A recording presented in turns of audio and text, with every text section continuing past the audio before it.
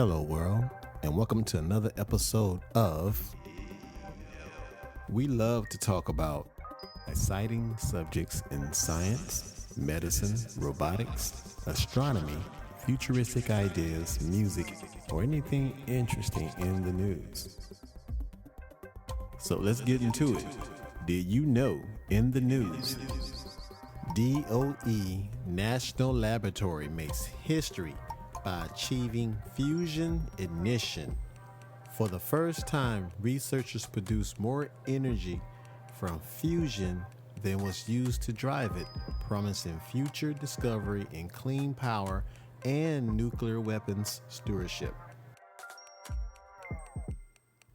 The U.S. Department of Energy and the National Nuclear Security Administration today announced the achievement of fusion ignition at the Lawrence Livermore National Laboratory. It's a major scientific breakthrough, decades in the making, that will pave the way for advancements in national defense and the future of clean power. The U.S. Secretary of Energy, Jennifer M. Granholm, stated that this is a landmark achievement for researchers and staff at the National Ignition Facility who have dedicated their careers to seeing fusion ignition become a reality, and this milestone will undoubtedly spark even more discovery. She also stated the Biden-Harris administration is committed to supporting our world's scientists like the team at NIF, whose work will continue to solve humanity's most complex and pressing problems, like providing clean power to combat climate change and maintaining a nuclear deterrent without nuclear testing. Dr. Arati Prabhakar stated that we have a theoretical understanding of fusion for over a century, but the journey from knowing to do can be long and arduous. Today's milestone shows what we can do with perseverance. LLNL experiment surpasses the fusion threshold by delivering 2.05 megajoules of energy to the target, resulting in 3.15 megajoules of fusion energy output, demonstrating for the first time a most fundamental science basis for inertial fusion energy. Many advanced science and technology developments are still needed to achieve simple, affordable IFE to power homes and businesses. And DOE is currently restarting a broad-based coordinated IFE program in the United States. Combined with the private sector investments, there's a lot of momentum to drive rapid progress toward fusion commercialization. Now I'm going to go ahead and play a video explaining more of what's going on. And as always, let me know your opinions and let me know how you feel. And until next time, stay safe and I'll talk to you soon.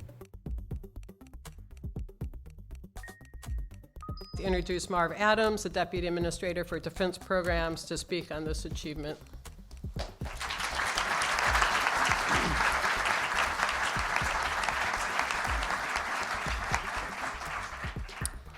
Thank you, Administrator Ruby. A paraphrasal of Abraham Lincoln strikes me as fitting here.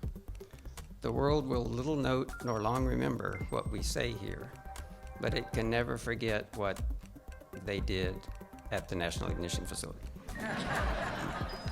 So let's recap. A team at Lawrence Livermore National Lab, National Ignition Facility made the following happen. There's a tiny cylinder here at the end of this that you probably can't see. It's about so tall and this wide. Inside that was a small spherical capsule about half the diameter of a BB.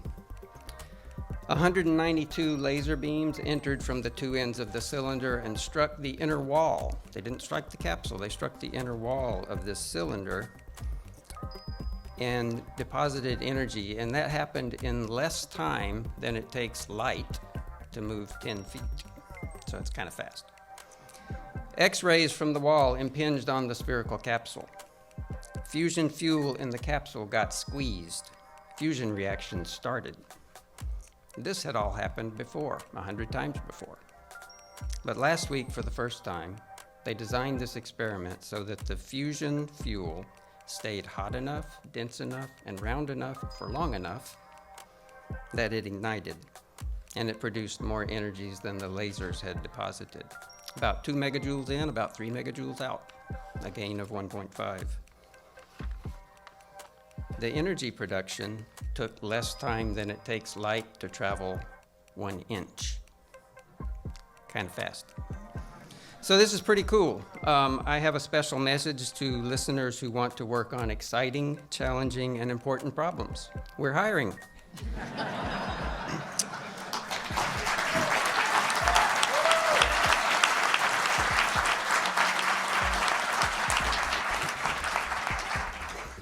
So, fusion is an essential process in modern nuclear weapons, and fusion also has the potential for abundant clean energy. As you have heard, and we'll hear more, the breakthrough at NIF does have ramifications for clean energy. More immediately, this achievement will advance our national security in at least 3 ways. First, it will lead to laboratory experiments that help NNSA defense programs continue to maintain confidence in our deterrent without nuclear explosive testing. Second, it underpins the credibility of our deterrent by demonstrating world-leading expertise in weapons-relevant technologies. That is, we know what we're doing. Third, continuing to assure our allies that we know what we're doing and continuing to avoid testing will advance our non-proliferation goals, also increasing our national security. The achievement we celebrate today illustrates that big, important accomplishments often take longer and require more effort than originally thought, and that these accomplishments are often more than worth that time and effort that they took. Boom, tap,